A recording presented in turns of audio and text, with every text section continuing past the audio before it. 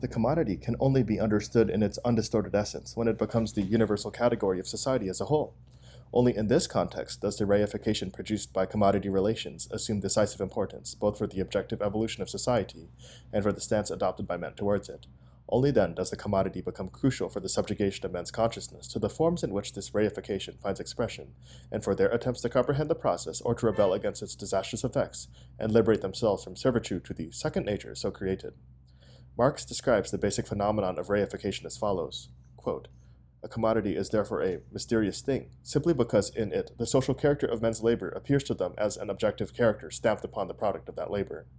Because the relation of the producers to the sum total of their own labor is presented to them as a social relation, is existing not between themselves, but between the products of their labor.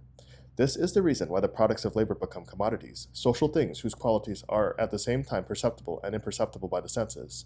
It is only a definite social relation between men that assumes, in their eyes, the fantastic form of a relation between things." End quote. What is of central importance here is that, because of this situation, a man's own activity, his own labor, becomes something objective and independent of him, something that controls him by virtue of an autonomy alien to man. There is both an objective and a subjective side to this phenomenon. Objectively, a world of objects and relations between things springs into being, the world of commodities and their movements on the market. The laws governing these objects are indeed gradually discovered by man, but even so they confront him as invisible forces that generate their own power. The individual can use his knowledge of these laws to his own advantage, but he is not able to modify the process by his own activity. Subjectively, where the market economy has been fully developed, a man's activity becomes estranged from itself. It turns into a commodity which, subject to the non-human objectivity of the natural laws of society, must go its own way independently of man, just like any consumer article.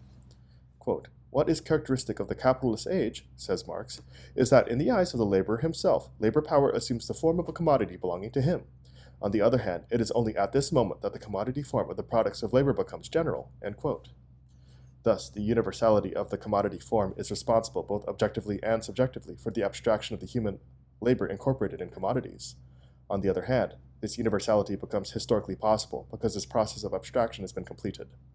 Objectively, insofar as the commodity form facilitates the equal exchange of qualitatively different objects, it can only exist if that formal equality is in fact recognized, at any rate in this relation, which indeed confers upon him their commodity nature.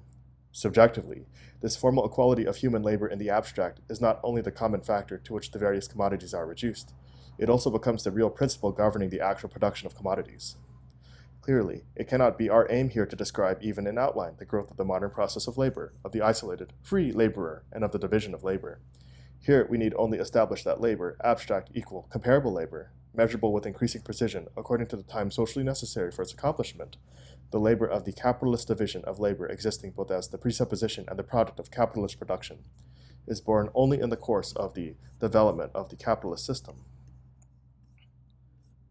Only then does it become a category of society influencing decisively the objective forms of things and people in the society thus emerging, their relation to nature and the possible relations of men to each other.